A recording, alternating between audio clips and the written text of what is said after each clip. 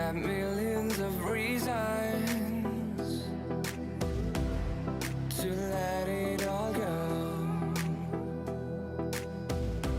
Hope we're not too broken. I know I'm not always strong, and I've been counting days to get away, to see you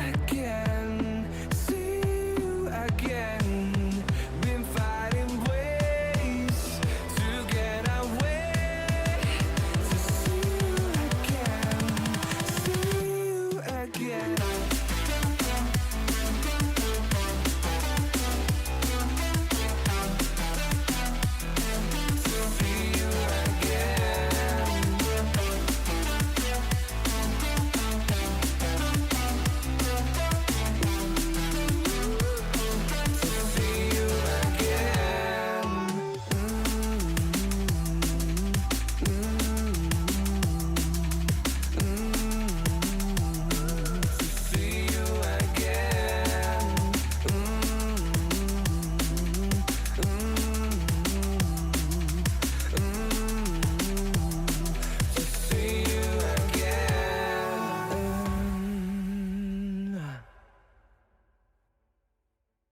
My best friend to 23. She left her body and hovered above me. I saw no shadow. I looked around, searched every building and home that I found. I saw no shadow, but felt a glow. The warmth inside me, it kept me afloat. It felt like heaven had found my bones and gave me comfort when I feel alone. Now you're gone, I'm alone. I guess it's time to get better.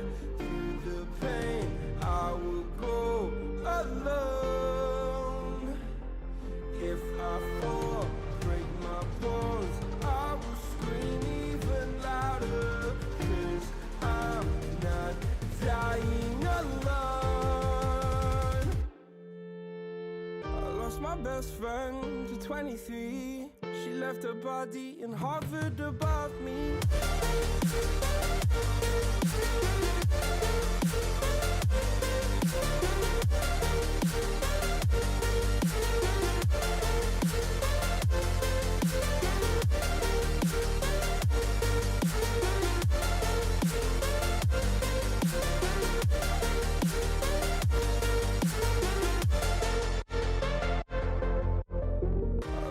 Best friend to 23. Hello, everyone, and welcome back to the Owlet tournament.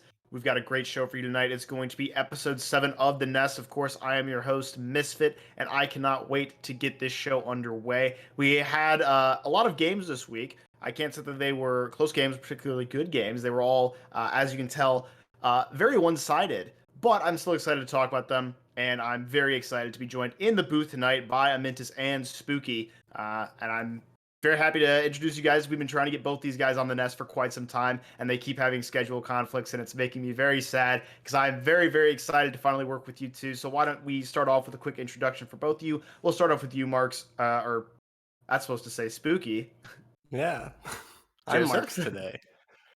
I'm Marks. I'm Spooky as well. Fast food. So. Crazy, we got two of you.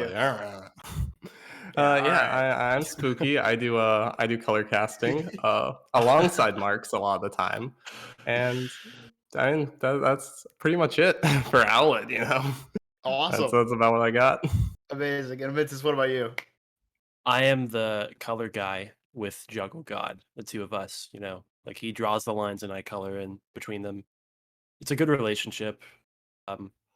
Also, I cast a lot of Owlet games too. So, wow, yeah. Impressive. Very analytical podcast today. It's the I color know. podcast. We got. When I said we had a great show for the fans, I was not kidding. All right, this is some quality content. 3 O's, right? Yeah. All right. Well, now that's out of the way, we can get into our recap of the games this week. We'll start off with our first one, which was Los Beefers to B versus Danger Close Red. And this one, you know, I even though I had DCR above Los Beefers in my power rankings, I did predict Los Beefers to win this game, and of course I was right. I mean, I'm just the best there is. Like, did anyone really expect anything else here? I don't think so. I truly believe Los Beefers have what it takes to be a better team in this league. I just felt like they showed some inconsistency. You know, they had a close game with Paradise Tempest, and then they also lost to Volume Zero, who's one of the lower teams in the league. So it's kind of this, you know, I don't really know where to place them, and so I put them kind of low, and I was just playing it safe with them. But I did think they would be able to knock off Danger Close Red, who had a very, very easy schedule in Stage 1, which is why I felt they were so high in the standings. And yeah, we saw that here. Los Beefers taking this 3-1 over Danger Close Red. So we'll throw it over to you guys now. Do either of you have anything you want to talk about with this game? Yeah, You I can start mean, it I off if you think. like. Go ahead, Amintas. You can take the lead on this. Here's my brilliant take here. You can see that DCR actually won the control map 2-0, and as we all know, the worst team always wins control, and the rest of the series plays out in kind. Los Beefers wins the next 3 straight up. They don't even go to a second control map. Actual analysis, though, it seems like Beefers have like a really strong attacking side of the game. Like they are full capturing a lot of these points, and they're able to sort of push the distance and put the ball in DCR's court, at least in this match. And in the future, it'll be interesting to see whether or not they can kind of maintain that aggression and that prowess on the attacking side. Yeah, I actually think Talo really turned up this game. Like on the Ash, I don't know if he swapped off Ash at all, but I really like that hit scan prowess that came through. I think Taylor did really, really well and was kind of, if they keep up that kind of performance, I can see Los Beefers doing pretty well. I don't like their main tank swaps though. I don't like the Hog. I'm not a fan of the Hog. I'm not. The ball looks good. I think Firebats is a good ball, so maybe it works. But I'm not the biggest fan of it, like from a technical standpoint. But they got the win here. I mean, if Talo keeps like clicking heads, and maybe the swaps, the weird hog ball comps are gonna, like a budget Team Growlulu, kind of throw people off and get some wins. Yeah, I think that is definitely true. I talked about this in my VOD review of the game of Los Beefers versus Paradise Tempest. They're I guess reliance on these weird compositions, especially that Winston Ball composition we saw them run in that game, was one of the reasons they were able to do so well against Paradise Tempest, because they play compositions that people don't really see. It's hard to know, especially at an Evo like this, where most people are used to the meta matchups and not much else. It's really hard to know like how to beat a comp like that with the composition that you're using, right? Unless it's like a complete counter comp. And so I do think that they will have an advantage with that right there. But yeah, no, we can get into our next match now, unless you guys have anything else. I assume not. Amintas showing off his No. cat. Yeah, sorry. I Yeah. just wanted to get that shot in for anybody watching. My Aw, mic is kind of blocking it, but yeah, my cat is sleeping in my lap right now, so it's really very cute. cute. Anyways, yeah, to cover it again, I think Firebats, he's an incredible ball player from what I've seen. It's more or less about like how the team kind of ends up following up on it, a lot of his plays. Because he can make space and like he can, distract the backline pretty consistently while also staying alive. But it seems like DCR might, need to pick up their synergy in terms of like how they want to play that composition. But it'll be interesting to see if it gets any better. All right. Well, then we can get into our next match, which was Hyperion versus Phoenix, and this one went pretty much the way everyone expected it to. Phoenix, a team that has not had the best showing so far in the tournament. We're hoping they can turn things around, but for now, they are still at the bottom of our standings. Hyperion taking this one 3-0 over Phoenix in pretty dominant fashion. We can see there all players with 0 to 1 deaths on Rialto. That's about as dominant as it gets for me. But yeah, we'll start off with you, Amintas. What did you think of this game? So this was an interesting look for me. I think a lot of people look at Hyperion and it's like, okay, the king is like the GOAT or whatever, but everybody else actually performed well in this match. Like you can see from the statistics, it wasn't just him. It seemed like everybody was kind of firing on all cylinders in this match in particular. And when that happens against a struggling team like Phoenix, I mean, what can you even do, right? Like if everybody's playing on their A game, there's not a lot of opportunities to maybe catch somebody off guard or like find an in. And it's very clear just from the score here that Phoenix, really ran into the wall, which was the entirety of Hyperion. Yeah, this was a stomp, quite honestly. And it makes me kind of excited for Hyperion, because I feel like this side of this division, specifically, you've got like TG and Otter Oxide like all the way at the top. Like, I think these are two really good teams. Then potentially you have Phoenix and Volume Zero lower, like near the bottom. And then there's like a wide gap. And I have no idea where Hyperion fit into that. I think they could be pretty close to the top. Maybe they're pretty close to the bottom. But I'm excited for this team. I think this is like a real team with upset potential in this division. In But I do think, you can't take too much from this game, because I remember I was watching this one and they were playing like a double sniper Rhine Sigma comp on Rialto, I think. It was something like that. And Phoenix ran into it with like double bubble, and well, they just tried to dive like the Hanzo Widow, but they were so far back the Winston could barely get on them, and it was just over and over again. You couldn't dive those snipers, and that's why they held. So that's why Rialto went so well, is because literally their snipers were uncontested for like 4 straight minutes. But I think, a better team would have been able to potentially just isolate that Sigma Rhine front line, roll them over, and start going. So I like Hyperion. I like that they do weird things. Like, I like that they play Hanzo and Sigma, actually. I think those are two really high impact heroes that don't get played enough in Owlet. And I would like to see a little bit more of that, especially against some of these weirder comps running like Hog Bastion stuff, looking at UTG. Like, I think, stuff like the Sigma Hanzo could be that kind of counter, which is why I'm excited about Hyperion, because they like to swap. And when they feel like something isn't working, they do swap, which I don't think a lot of teams do in Owlet, and I would like to see more of. But yeah, for this match, it was a stomp, which kind of makes me excited to see if these guys can really bring it to the top teams in their division. Yeah, I am excited to see how Hyperion goes from here. Obviously, they were formerly the top team in our minors division in season 3.5. They are now back, and they haven't had a great showing so far in this season. We can see the record down there; they're 2-3, which was not what we expected from them initially. So yeah, I'm definitely hoping these guys can turn things around and get it working again. I do think that they have a good core of the roster. They have some really good players in there, like the King, like Lissaru, and I would just like to see them, realize some of that potential. So yeah, I think that just about does it for this one. We can get into our next match now, which was a little bit surprising. Crusaders taking this one 3-0 over Paradise Tempest, and I will give Paradise Tempest a little bit of leeway here. The game was not a stomp the way our other 3-0s were, but it definitely was not very close either. We talked about this during the cast. I was able to help produce this game, and it was something we noted was that Paradise Tempest was down their tank line. Magistrate was there, but he wasn't playing, and Azukari evidently was absent for vacation. And we noticed during the match a lot of synergy problems with Paradise Tempest. We talked a lot about this. I've talked about this every time I've talked about Paradise Tempest for the last 2 weeks. They have a really good initial positioning, and they're really good at their first engagements, right? And now after watching this game, I can confidently say I feel like a lot of that is due to Azukari, because it was completely absent from this match against Crusaders.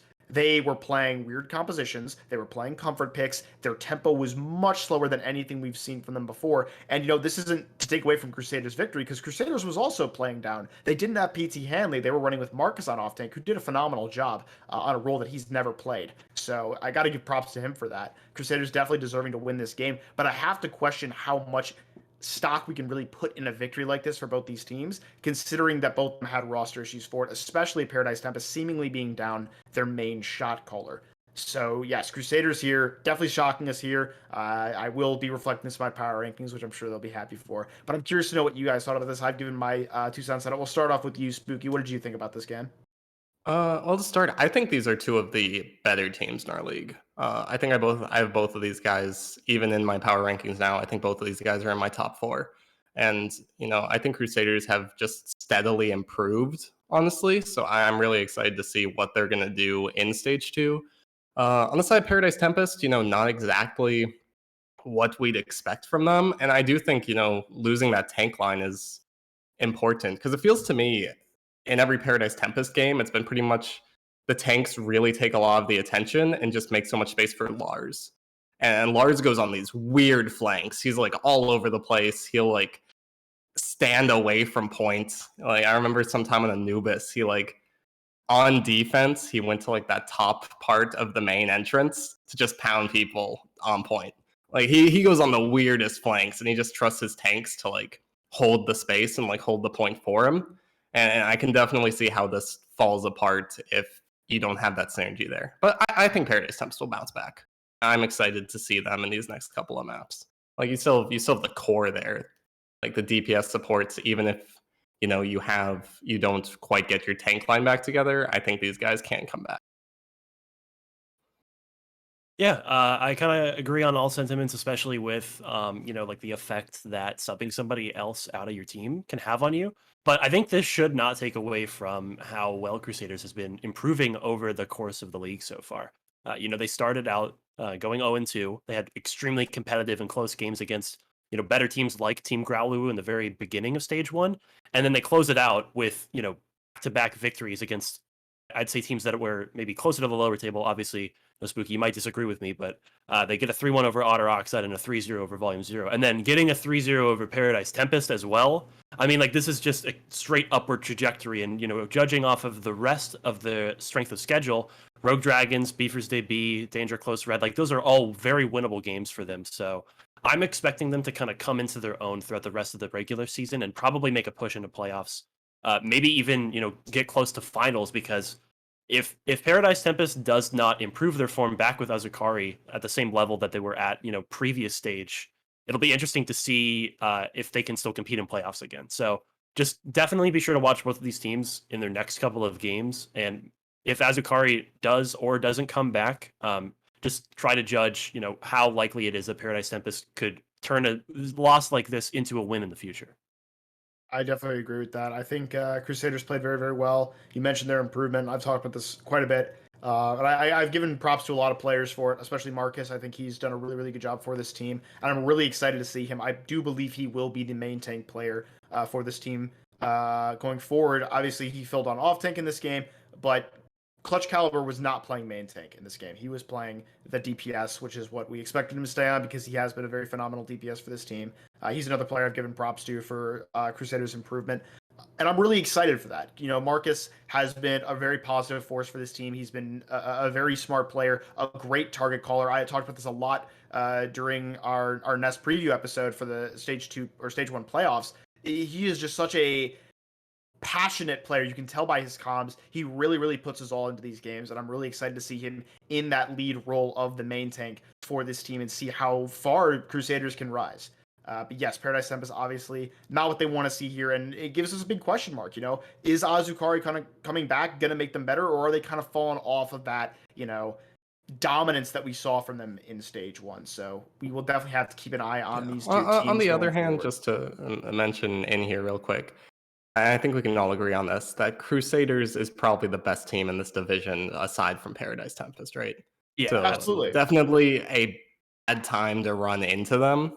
But I mean, this is their toughest challenge for any like Paradise Tempest fans out there. Like, even if they like run in with the exact same lineup against some of these other teams in the division, this still could have potentially been a win. It's just kind of bad timing on when they played against Crusaders. All right. Well, that does it for this one. Now we will move on to a slightly less interesting game, which is going to be Team Growloo versus Volume 0. And we unfortunately did not have this one produced, but I'm pretty sure it went the way we all expected. Team Growloo taking it 3-0 over Volume 0. However, there was something in here that I don't think anyone expected. Volume 0 actually able to push Team Growloo to overtime on King's Row. They were able to solidify it 5-4 there, but still, yeah, I think that's a little bit unexpected from Volume 0. So obviously none of us watched this game because, it wasn't produced. But just like seeing the scoreline, seeing the stats here, what are your guys' thoughts on this game? We'll start off with you, Amintas. So, you do say that it is unexpected, but I honestly think that, a performance like that on Kings Row in particular makes a lot of sense if both teams are in like a brawl mirror, because Team Growloo in the past has shown that, they don't favor taking like the meta matchup a lot of times. They just rely on some, unorthodox selections. And a totally obvious scenario that I could think of would be like they face each other in this brawl mirror, things go the distance, but they do eventually win it. And pushing it to overtime for Volume Zero is like a great statement, right? Like they can play, brawl against Team Growlithe, but that's not their strong suit, so it makes sense why they kind of faltered there. Whereas on the rest of the maps, it's control. You can basically play whatever you want depending on the map, and Escort is a lot slower, so you can play things like the Roadhog, especially for Growlithe. You know that guy just shreds on Roadhog for whatever reason. And of course, we don't actually know what the hero choices were. I'm just trying to like predict, I guess, but Yeah. that's kind of my read on the score line and how that affected the match. All right. What about you, Spooky?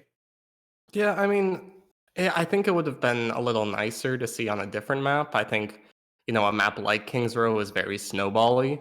Yeah. And, one like everything goes right on their first attack and they just lead that into like the third point because you have such ult advantage and then TG can never just come back into it. So, I mean, it's hard to say without watching it, but I would have, maybe liked to see him get a couple more points on Escort potentially if they were going for, maybe we're better.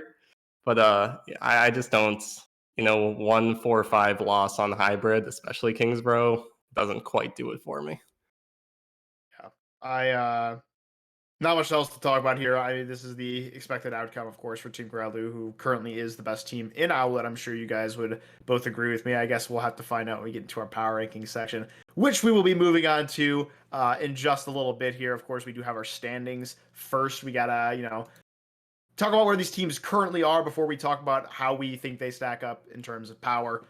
So we have two ways to do this. Obviously, we do have our by division race. We're not going to show the whole first. Joey lied to me. We're just going to show the standings by division here, and here we can see it for each of these teams. In the Dartrix division, we have Hyperion, and are these even updated? The maps are. It looks like, Joey. but it doesn't Looks have like the our maps are. We don't have it quite up there. I got baited for a second, but yes, Hyperion and Team Growlithe both with one win, both 3-0. They are tied for first in the Dartrix division, and then Phoenix and Volume Zero tied for bottom in the Dartrix division. Outer Oxide obviously has not played yet. And then in our Noctowl division, Crusaders and Los Beefers at the top. Crusaders with a 3-0, Los Beefers with a 3-1, and then Danger Close Red and Paradise Tempest in a very complete opposite side of the spectrum from where they were in stage 1 at the bottom of the league instead of the top. So, obviously this is just with one gameplay, so put as much stock in this as you will. I would put more stock in our next section, which is going to be our power rankings section, if we want to throw it over to that. And of course, we know how this section works. We each get a chance to talk about our power rankings, and then we'll discuss what we think of each of these teams. I can tell we're going to have some very good discussions based on what I'm looking at from both sides. But yes, obviously with my tiers, nothing's changed in my top tier of the God Gamers, except for one thing. I have Team Growlithe and Outer Oxide obviously in my 1 and 2 spot. I don't think anyone expected me to change those, considering what happened this week. But I've switched Crusaders and Paradise Tempest. And this one's a risky bargain for me, especially because I'm not sure if Paradise Tempest would have lost that game without Azukari because of just how uncharacteristic their match was. But Crusaders has been improving so steadily that I honestly don't think it matters. I think when these teams meet again, probably in playoffs, I would expect Crusaders to have improved enough by that point to be able to hang with Paradise Tempest. So I'm gonna buy into the hype right now, and I'm gonna put them in my top tier, which I'm sure they're gonna be very pleased with, considering how much they've had to say about me. But then, of course, in my decent gamers tier, we have Paradise Tempest running up at the top, which I'm sure they will not be pleased about themselves. But I mean, they got to prove that they aren't falling off here. They've lost their last 2 games. I need to see them win again. I need to see that Paradise Tempest we saw in stage 1 if I'm gonna keep them in that top tier, category. I need to see less mistakes from them. I need to see that synergy, that good understanding of how the game is played if I'm gonna keep them up there.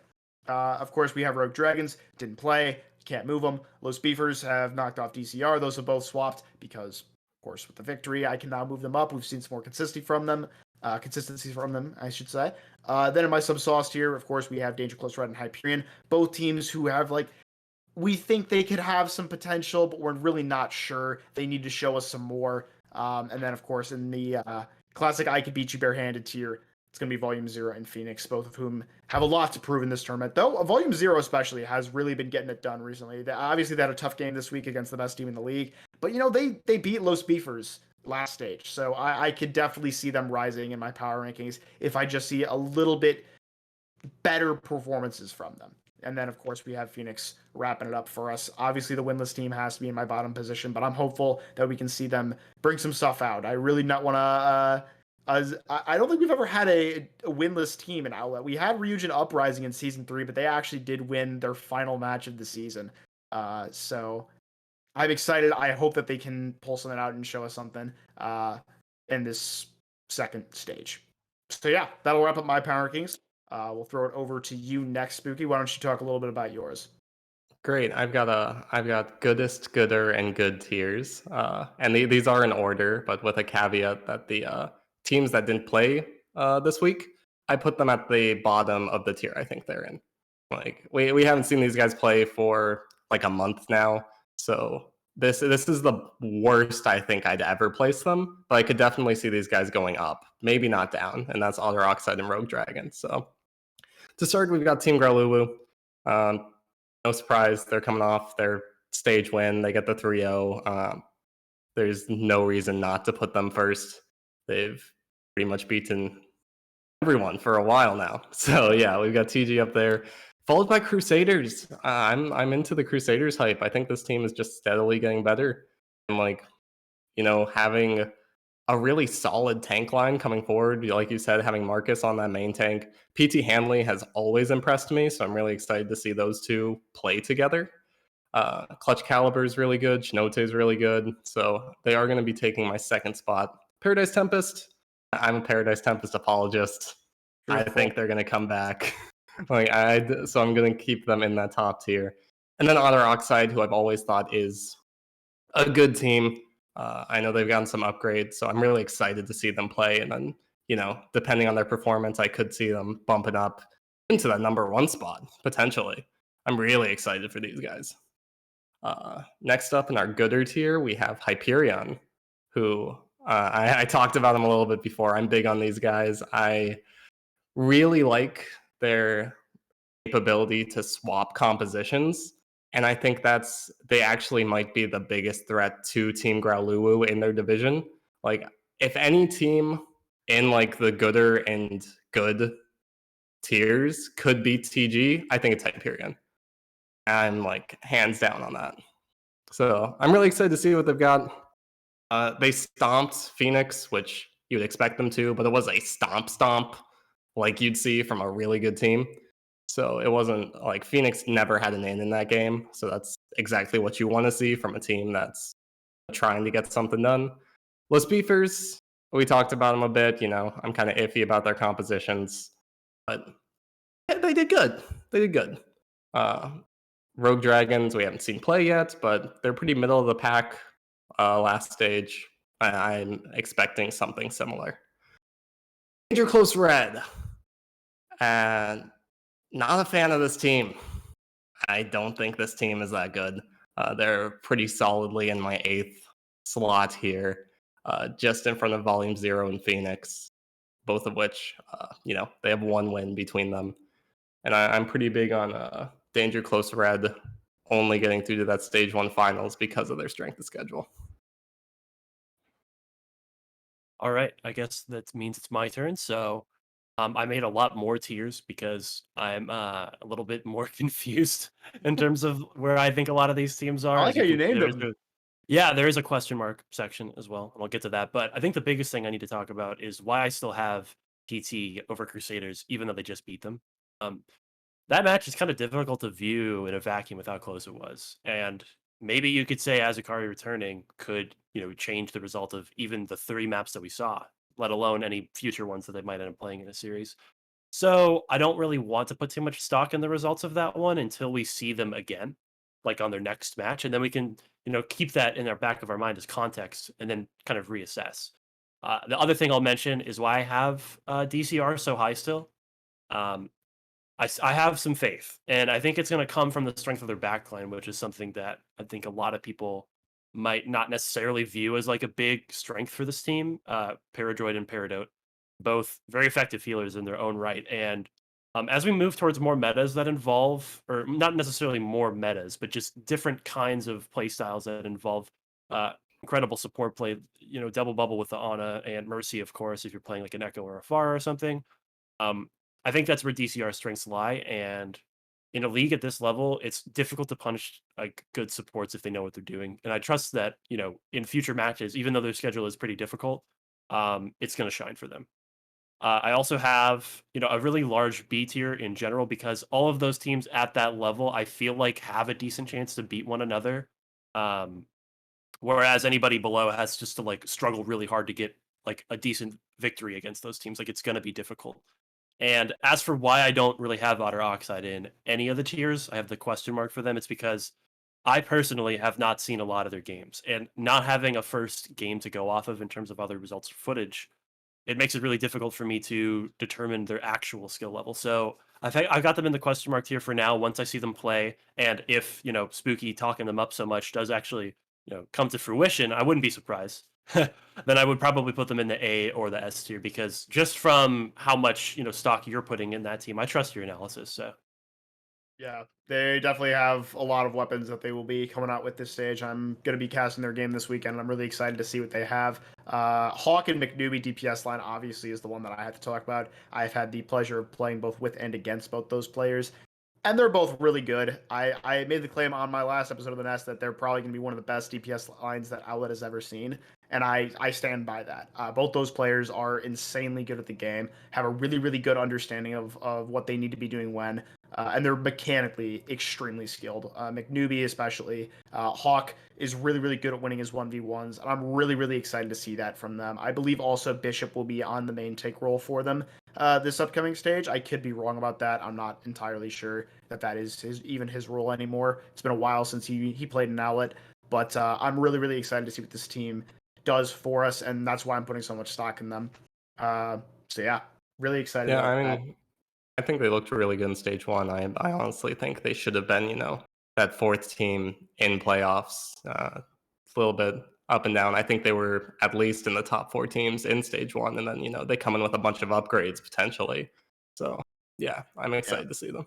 I definitely do think they were better than Danger Close Red was in stage one. I think it was just like the strength of the schedule didn't really, help them very much. They had to play. I forget exactly what they lost to Crusaders, and I believe they also got 3-0'd by Paradise Tempest, which obviously, unfortunate. It does happen. And Danger Close Red, obviously with a very, very easy schedule, was able to snake their way in. But yes, I do believe that Otter Oxide was in the top four teams in stage one, and I believe they are top two now. I honestly believe their upgrades, I should say, make them a really, really solid team, and I'm really looking forward to seeing them go up against Team Growlu in our final week of Stage 2. It's really unfortunate we have to wait that long, but, it is what it is. Yeah, it's gonna be weird to like rank that division if we really don't will. see like TG and Otter Oxide come against each other. My hopes are on Hyperion. I want to see like either of these teams go up against Hyperion and see how close or not close those matches are. Like I think that will really like tell you what you need to know about that division, since these guys just honestly feel like they're on a different level than the bottom two teams of that division. So very hard to rank. Yeah, for sure. But yeah, that'll do it for our power ranking section. Now we can talk about how we think these teams will do in their games next week. It's time for the predictions section. And for our first game of the week, it's going to be Team Growlu versus Phoenix. And it looks like he's just going to reveal them all at once. Okay, Joey, that's not how you're supposed to do that, but it's fine. It seems like we're all pretty much in agreement here. The only difference is we have Amintas predicting Paradise Tempest over Los Beefers. So we'll start with that one. I'll give my 2 cents on this because I do believe Let me hop in for a second because Joey messed up my prediction. My show. I make the rules. Let me get in here for one second. Fine. You can have your. I said 3-2 Paradise Tempest. Joey messed up my prediction here. I think Paradise Tempest is going to take this one as well. He'll fix that in a minute here. But unless I messed it up when I sent it to him. I guess I'm the outlier here, so I'll talk about mine anyway. I do believe that Los Beefers are worse than Paradise Tempest, but I'm not. Here's the thing, right? Azukari's on vacation. When I take vacations, they usually last for like a week or two. So I don't know how long it's gonna take until Azukari gets back. I'm predicting this with the idea that Azukari will not be here for this match against Los Beefers. And that makes me wonder, if he's not here and we see the team that we saw against in the team we saw against Crusaders, I feel like Los Beavers is going to win that game. because they're going to play the weird comps that PT wasn't ready for the first time around, and PT is not going to be at full strength. So I think that means Los Beavers should be able to win this one pretty easily. If Azukari is back, I think Paradise Tempest wins. But I don't think he will be. I don't know. It's kind of a, I don't have all the information. I'm just going on what I have to work with, and I don't know. I wanted to predict the upset here, but I do think this one will be a close game no matter what. So I'm really excited to watch it. You want to go first, Spooky? Because also you messed up mine as well, Joey. I actually had it 3-1 in favor of Beefers. So Wow. So we were just backwards. Joey, Okay, so yeah, we I'm literally the had it outlier. spots. He gets the camera's position. I don't know. Anyway, so I'll explain Okay. my perspective on it as well. I kind of echo a lot of the sentiments you have, but even if Azukari is back, there is a huge gap in time where maybe not being able to play for that long could affect how the team kind of re-synergizes once they actually get back together again. And you kind of have to be in top form if you're going to compete against a team like Beefers that has been traditionally like sort of a gatekeeper to the top two in each group. So I'm not exactly sure where PT is going to land once they get Azukari back, if at all, right? And like you mentioned with the unorthodox compositions, we've already seen how hard PT struggles against teams like Growlithe that run off meta things. So if Beefers continue that trend, I wouldn't be surprised if they take that match. Okay, I will continue to defend Paradise Tempest. All right. Paradise Tempest. Apologies. First off, their game is until Wednesday, so they do have like the longest gap of time, which is not only enough time for Azukari to come back in and synergize with the team, but also if they know he's not going to be there, I trust Paradise Tempest to be able to fix their mistakes a lot more quickly than some of these other teams potentially. They have their VODs of when they played against these guys before. They kind of know what they want to do. They have the potential experience to come back from that one, and their core is pretty much the same. They have the same DPS. They have the same supports. Like, we know these guys can play well. It's not like teaching them to be good. It's just like fixing their mistakes, which is a lot easier than, being like, okay, you guys are bad, let's make you good. It's more like, you guys are good, let's just make you like good again. And I even think, you're talking about potentially if they don't have Azukari, and this is just off the top of my head right now, but potentially I almost think a looser style would be better for Paradise Tempest in this matchup, potentially focusing more on individual skill of the players rather than, these strict meta compositions. Like, if these guys just go wild and like play their comfort picks versus Los Beefers, I don't think it would work against a team like Crusaders, which is they're tight. They like these rush comps. They like these comps that play well together versus, a more bally comp that's all over the place. If Paradise Tempest just go like, you know what, we're just going to put Lars and Sixus on their best heroes and go at it, I actually think that might be better than them trying to play, the meta stuff. Yeah, that makes sense. I'm excited for this match, though. I do think that's a little bit of a hot take, considering that's what they did in their last match against Crusaders. Yeah, but Crusaders is better than Los Beefers. Like, the Crusaders and Los Beefers are on like on opposite sides of the spectrum and like how they play and their styles. Yeah, like there's some truth to that. Like, Los Beefers, they're the ball team. They like being all over the place. They're like ball Winston. They're the most divey team in the world. Well, Crusaders are very like, we like rush. We like sticking together as a team and like working together.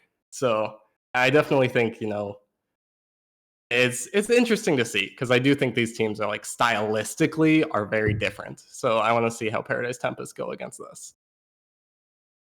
Just to close this out, I'll speak briefly on another matchup that I think we should pay close attention to, which is Crusaders versus Rogue Dragons. So this needs to be a statement game from Crusaders. Like, if they do not dominate Rogue Dragons, and if it is like even remotely close, it's going to be kind of worrying for them, and it might, kill the storyline of improvement over time, right? Because they already lost to Crusaders, or Crusaders already lost to Rogue Dragons way back, like about 2 months ago. And if they don't show that they've consistently made enough improvement to, really dominate in this matchup, it'll be kind of a question mark going into those next few games where, their schedule does get I'd say easier against beefers and DCR, but if it's at all close, we could see a situation where maybe Crusaders doesn't look like they're at top form and they might struggle against some of those top teams. I definitely think Yeah. this is a match to keep an eye on. Rogue Dragons has been a team that people are hyping up, especially themselves. They have been talking about themselves a lot, saying that they're a very good team, and I want to see them prove it. That's my whole thing. They were very mediocre in stage 1. I need to see them come back out and be dominant, or as dominant as they say they are. So yeah, no, I agree with your take. I do think this needs to be a statement game from Crusaders. If they don't do so well in this game, or if it's close, maybe we can look at the Paradise Tempest game and be like, okay, that was a fluke. But if they come out and they 3-0, we have more doubts, right? And again, something important to note, again, the Paradise Tempest game was not Crusaders at full strength even. So they don't really have an excuse not to dominate Rogue Dragons with how they played against Paradise Tempest, in my opinion. And that's why I predicted them, right? I want to see Rogue Dragons do well, and I want to see them become a more dominant name in this league. But I think Crusaders right now is proving themselves to be a better team, and I've got to put my faith in them. I don't really have any other reasons now. In the beginning I had reasons. They kept getting reverse swept. They weren't playing very well as a team. They were forcing rush on maps, but now they're really coming into their own. They're playing very well against very good teams. I don't really have any reasons not to doubt Crusaders right now, and that's why I predicted them over Rogue Dragons. Yeah, I mean, Crusaders are the known quantity. They're the team we've actually seen play a game. Well, Rogue Dragons, we haven't seen them in like a month. Like, it's very hard to say what they're going to come out with. So, yeah, I definitely think it's going to be Crusaders there. They've just been firing on all cylinders lately. I think they're doing pretty good. All right. Other games we can touch on briefly. Volume 0 versus Otter Oxide. We predicted all Otters.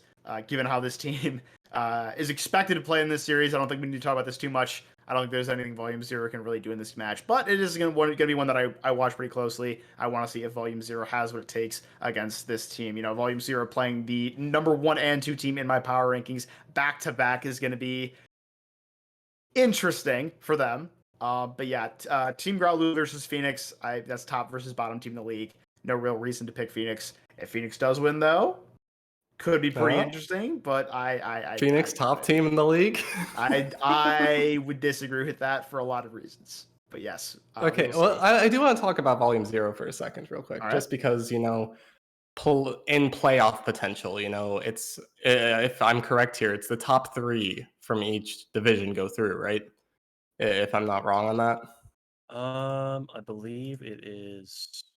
Yeah. So, assuming Growlu and Otter Oxide are going to lock up those 2 spots, Volume 0 come out kind of strong this game, maybe like take a map. Even I don't think they're taking 1, but maybe they take 2 maps, maybe they get something going.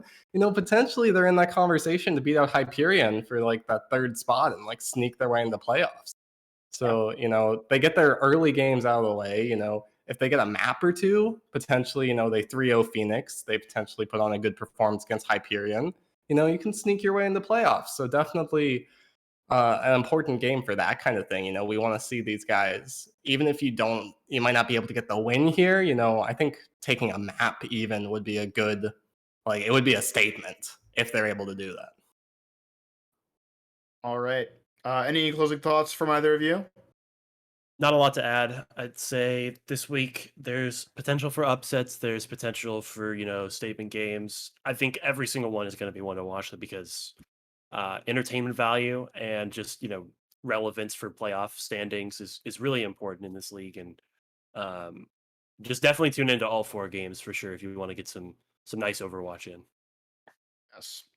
Absolutely. And I think that's just going to wrap it up for us here at Owlet Tournament tonight. Thank you both for joining me in the booth tonight. I had a lot of fun discussing the matches with you. Sorry it couldn't be a more interesting week, but I still enjoyed having you both on. So you two have a very good night. Oh, thank you for having us. Thank you. Absolutely. It's been a long time in the works. Yeah, it really Yeah. has. We'll definitely try to get you guys back on another time. But yes, that is going to do it for the show here tonight, folks. Thank you all for coming out and continuing to show your support for the Nest and for myself and Joey. We do a lot of work to put this show on every week, and it means a lot to see so many people showing interest in it. So thank you very much for that. If you want to catch any of these games that we've talked about here, they're going to be right here on the Owlet Tournament channel. If they're not, we will have updates in the Discord, so please join that if you haven't already, to make sure that you don't miss any of the Overwatch action coming out of Owlet Tournament this weekend, because there's going to be some good games. So, yeah, hopefully we'll see you there. But for now, we'll see you next time.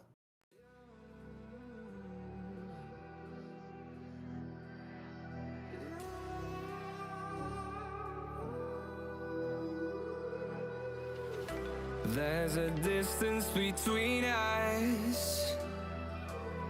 It's getting hard to reach out.